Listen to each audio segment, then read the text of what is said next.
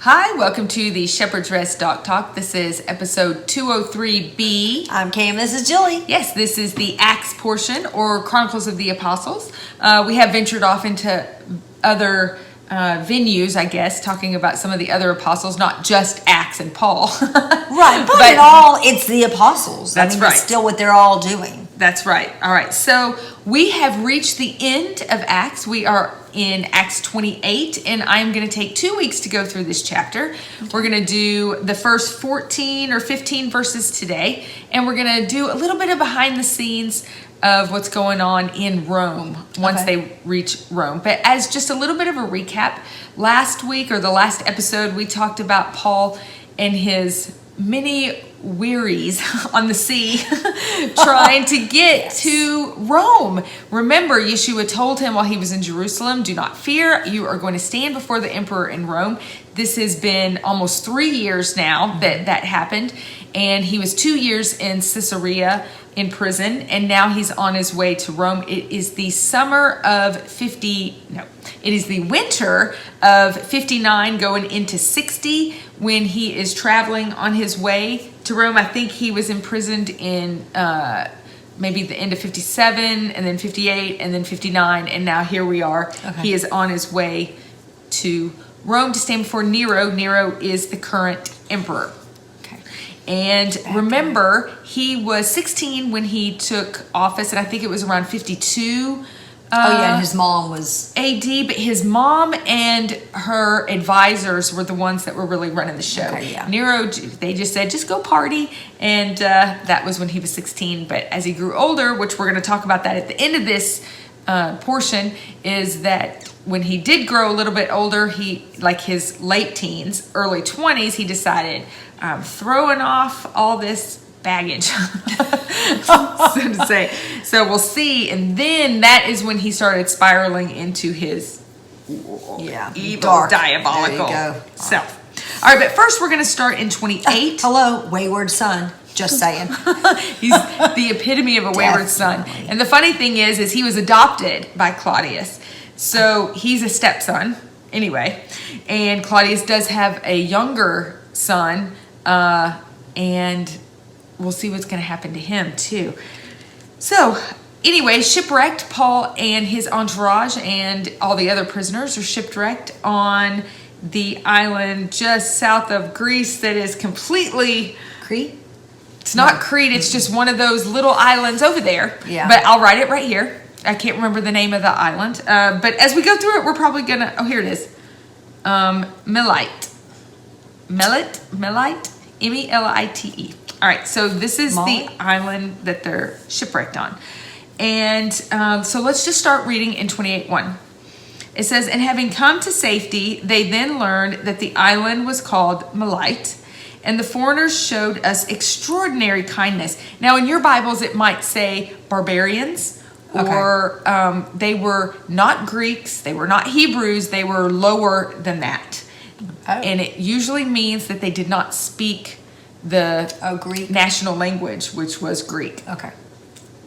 And so for Luke to say that they showed us extraordinary kindness is really saying, don't judge a book by its, not so much by its cover, but, well, don't just assume other terrible, mean people. That's what the assumption was. Because they're barbarians. Yes. Yeah. All right. And the foreigners showed us extraordinary kindness, for they kindled a fire and received us all because of the rain that was falling and because of the cold. Remember, it's winter. And remember, they're looking for a place to stay for the winter. Oh, right. Remember? Right. All right. But Paul, having gathered a bundle of sticks and having laid them on the fire, of an adder, that's what mine says, but it's a viper came out because of the heat and fastened itself on his hand. Now, I saw so much symbolism in this. I was okay. We know that Mark, at the end of the Gospel of Mark, he says, if you get bit by snakes, they will not harm you. If you drink poison, it won't kill you. Right. We know that. So, but aside from that, here is Paul doing the works of Yeshua, the works of the Father, the spreading the gospel of Yeshua. And anytime in the Bible, when we talk about the hands, it's the deeds. Yeah. Right? Mm-hmm. So the deeds. Now, anytime Yeshua talks about the wicked religious system, he calls them vipers. So isn't it interesting that the viper latched onto Paul's hand when the heat was applied?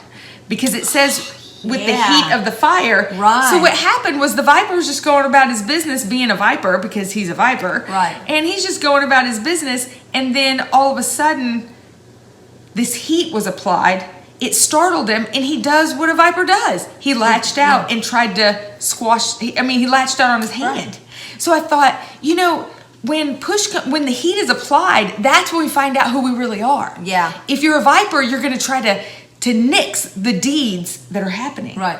If you're not, you're going to be like, it's hot. Oh, let me get to safety or whatever and assess the situation. But it's kind of like the story of the frog and the scorpion or whatever it is. The alligator and the scorpion. Whatever it is. Yeah. I think there's different ones. Yeah, we're in the South, alligator and a scorpion. Right. Begging the alligator, just take me across. He's like, no, you're going to sting me. And he's like, well, I just do because I'm a scorpion. Yeah. A viper just does. And a lot of times the Lord applies that heat to us so he can find out who we really are. And I think it's interesting that he attacked Paul's hands representing his deeds. Isn't that really why he's there anyway? It was the vipers of the religious system that went after his deeds. That's exactly why he's there. That's the whole reason he's here. But isn't it interesting? Well, let's find out what happens. Okay. All right.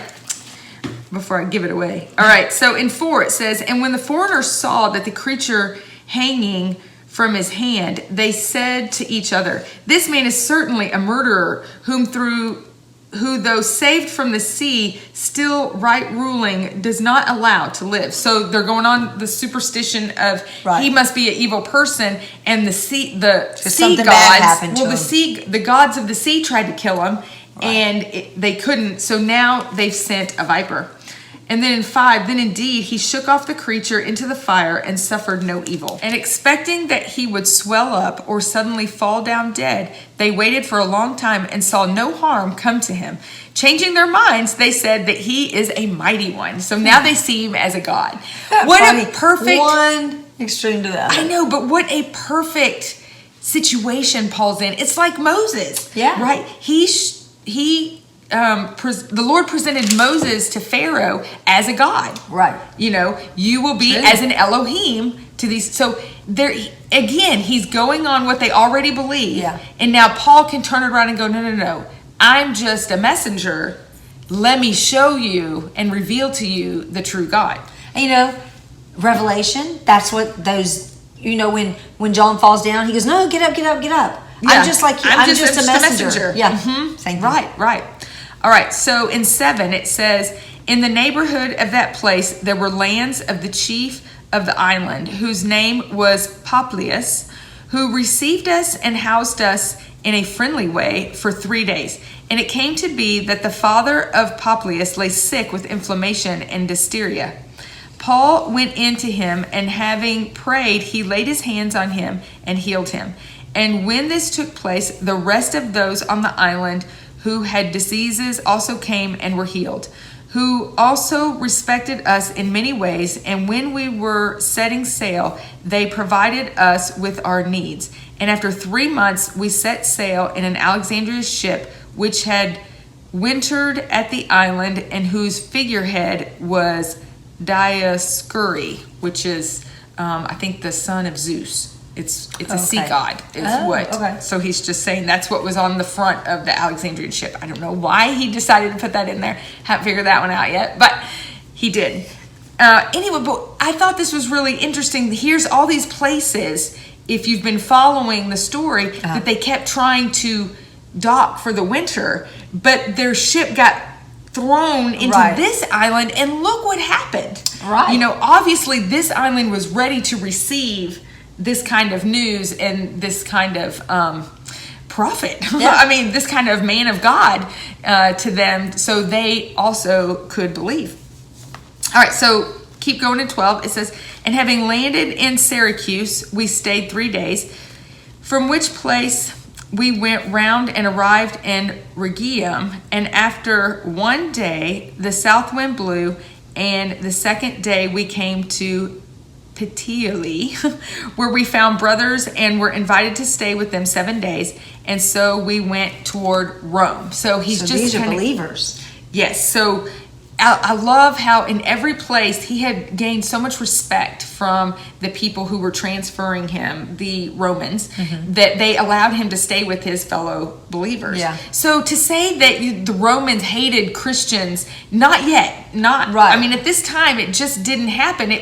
Romans were very civilized people in the way that they respected. You show respect, I'm going to show you respect. Well, and he is a Roman citizen. Right. Still, I mean, they still don't have him. He's not a thief. He's not a he hasn't been convicted of any of these crimes that they might shackle him for. Right. And the Romans prided themselves on loving humanity, which is why Christians got such a bad name as in the next few years and the next century went on. They called Christians haters of humanity because, and here's why, because they stopped doing the fun stuff, all the holidays that were fun. They didn't involve themselves with sexual immorality and spoke out against people who did. They started congregating together in small groups of like-minded individuals because that's just what you do when you believe in the Lord. And so they were seen as haters of humanity. And I thought, oh my gosh, that's today. I mean, she literally read an article to me this weekend that said that about Christians. That basically every negative thing against humanity that you can think of is what we were being blamed for. Right. So, I know. So we like to say that. What do we like to say? Well, you made a comment that, how did we get here? Yeah. But we've been here. Yes. Before. Yes. This is just that's the repeat of history. That's what the word does. The thing is, I find that the Lord, when this circle gets so bad, he pulls the ones that are not so bad out, and then you start a new one, then they become influential. And then when that gets so corrupted, he pulls out. Yeah. Well, there's nowhere left to go but the kingdom. Yeah. I mean, as far as I know, the U.S., unless we just find some island somewhere or start a space campaign, colony. Well, there are a lot of movies about that. But I think there's really nowhere else to go, which makes Revelation make sense when it says this last beast will envelop the entire world. There's nowhere left to go. Yeah. Once the United States crumbles and falls, there's no one left as a beacon of light. Right. And I know Israel is right there, but what's around it is you're right. I mean, yeah. But even when Israel was being persecuted, they had somewhere to flee to. Right. There's nowhere left to go. Right. That was my point. All right. Now let's talk about some behind the scenes that's going on in the Roman Empire. It is crazy, and your head's gonna explode trying to wrap your head around this because mine did, just about. But all right, so Nero. So what you're saying is, if someone loves soap operas, they'll be just fine. Oh my gosh, you want to talk about? I mean, this. I don't even know if we can call this a soap opera or something worse than a soap opera, because this would be it. So Nero came into his power when he was 16 years old. All right. His mother, Agrippina, was married to Claudius. Claudius is not his real dad. Okay. Nero's real dad. Claudius adopted him. Okay. Agrippina was Claudius's niece. Remember, she came to live at the palace. Okay. And it is believed that she may have had Claudius's wife killed. Okay. But we're not sure. There's a lot of debate about that. Doesn't matter. Claudius then married Agrippina. Nero is Agrippina's son. He adopted Nero. Okay. And then Agrippina had him killed. Claudius. Because she was power hungry.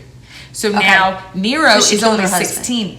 Yes. Okay. Nero's only 16. He comes to power, but she's really the one in power. Right.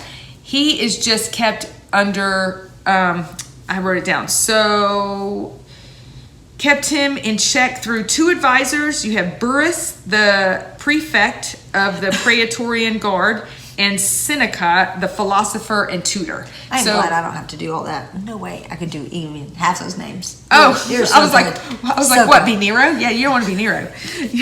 So he was basically kept in check. Could just party. Go ahead, do whatever, and he did. While Agrippina and the two advisors pretty much ran the empire. Yes. But as he got older in his late teens and early 20s, he began to free himself of his mother's grip and his advisors. So the first thing he did was he removed Marcus Antonius Pallas, the brother of Felix, from treasury. Now we remember Felix, he was the one that sent Paul over. All this is going to come into play with Paul. It's not just information. All right, and number 2, he murdered his teenage stepbrother, Britannicus. He's the son of Claudius. Claudius, okay. Yes. And he poisoned Was that him. Claudius' only son? That I don't know. Probably. But he got all the competition out of the way. Gotcha. And he banned his mother from the imperial residence. So he is coming into his own now. And if you go look up Nero, aside from the biblical facts of him, not in a biblical light, you'll see that he's engaging himself in a lot of different wars and conquering a lot of different places at this time through this. All right. But I didn't go into any of that. All right. So he was married to Claudia Octavia, who was Claudius's daughter. So it's his stepsister. Yes, but they're not related by blood. It's his stepsister. All right. And she's the daughter to his stepfather, Claudius. Makes for a strange family reunion, though. Yeah. And she was seen as a very virtuous woman, which really bored Nero because he was not. So she was very loved by the Roman Empire. They really placed her up on a pedestal, and it was more like, Nero, you're so lucky that you're married to the empress, because she was Claudius's daughter. Right. He tried many times to strangle her. I was just going to say, did he kill her? He tried. He kept trying to kill her, but she just wouldn't. She's too virtuous to die? Yeah, she was too virtuous to die. That's exactly right. All right. But Nero fell in love with a woman named Poppaea. All right? Kind of like his mom's name. Poppaea Sabina, and the wife of his friend Otho. And Otho was actually an emperor later on down the road. All right. Okay. So he was a future emperor. All right, but this is his friend's. This is his Jesse's best friend. Yes, Jesse's girl. I wish that I had Jesse's girl. Yeah, exactly. That's exactly Otto's girl. Otho, whatever his name is. Yes, that's the one. And she was the daughter of Poppaea, who was murdered by Mussolini, who was Claudius's first wife, or Claudius's wife before.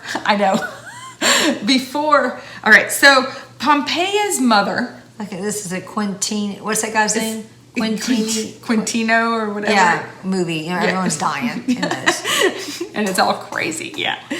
Crazy. So let's rewind back to Claudius. Before Agrippina, before Nero come in the picture. Okay. He's married to a lady named Mussolini. Okay. All right. And Mussolini was terrible. She was like a horrible. She was sex crazed. She had multiple affairs. She was very wicked. She was very mean. If you look her up in the Wikipedia, it has a section that says all her victims, and they're just very, very long. Oh, wow. All right. So Black Widow. Poppaea Senior, the mother of this girl that Nero's in love with, was the most beautiful woman of her time. Okay. She was like very, very beautiful. And she was very, Mussolini was very jealous of Poppaea. Okay. Claudius's wife could not stand her. Right. So she just tortured her until she committed suicide. A lot of people believe that she had her killed and made it look like suicide. Gotcha. All right. All this will come into play next week. And I'll refresh your memory. You must remember this. Yes. But so now, fast forward to Nero. Now he's in love with this woman's daughter. Okay. Ironically. Still the same family. Still the same. It's the daughter of the woman who was either killed or committed suicide by Claudius's wife. Right, and it's still Claudius' family. Yes. Okay. Yes. And Claudius's daughter is who Nero is married to. Yes. So the feud is still going on. Right. And it will continue to go on. All right, so Nero only had a few things standing in his way to have this girl. Like, he wanted this girl for more than just an affair. All right, like, he's like, this is my true love. She's the one I'm in love with. I want her to be the empress. Anyway, so Poppaea divorced her husband, and Nero sent him far, far away on a government assignment. Gotcha. Kind of reminded me of David. Yeah, I know. Well, when you said that, I was like, hearing a little bit of David here. Except Nero did not repent in any way, shape, or form for this. Nothing good came out of it. All right, and then his mother was also, there was no way his mother was going to allow him to divorce Octavia, which was his current wife. That was... Yes. So he had his mother standing in the way from having Poppaea. Was Octavia the daughter of Claudius? Yes. Okay, all right, yeah. But she was so virtuous. I mean, it was like Nero was lucky to have her. Right. They were good for the Roman Empire. They looked good, you know. So there was no way that she was going to allow him to divorce her. So he came up with this elaborate plan. He didn't want to just poison her like he did his stepbrother, or have her murdered. So because she's special, something different. Yeah, exactly. So he came up with this elaborate plan to have her ship shipwrecked. Something heavy was supposed to be on top, and it was going to fall on her, and the ship was going to sink, and it was going to be this terrible tragedy that everyone's like, oh, poor Nero lost his mom. Yeah. But it failed, and she survived. So because she's so virtuous. No. This is his mom, Agrippina. Oh, my bad. Not Octavia. Oh, okay. Yeah, this is the mother. You know, the mother's not going to approve. So he's like, elaborate plan for the mother. Gotcha. All right. So the plan fails. She swims to shore. So he sends assassins, and they were to make it, and to kill her, make it look like a suicide, and that she had been caught plotting against the emperor. Okay. All right. So that's where I'm going to leave you. So only Octavia stands in the way of him having his true love.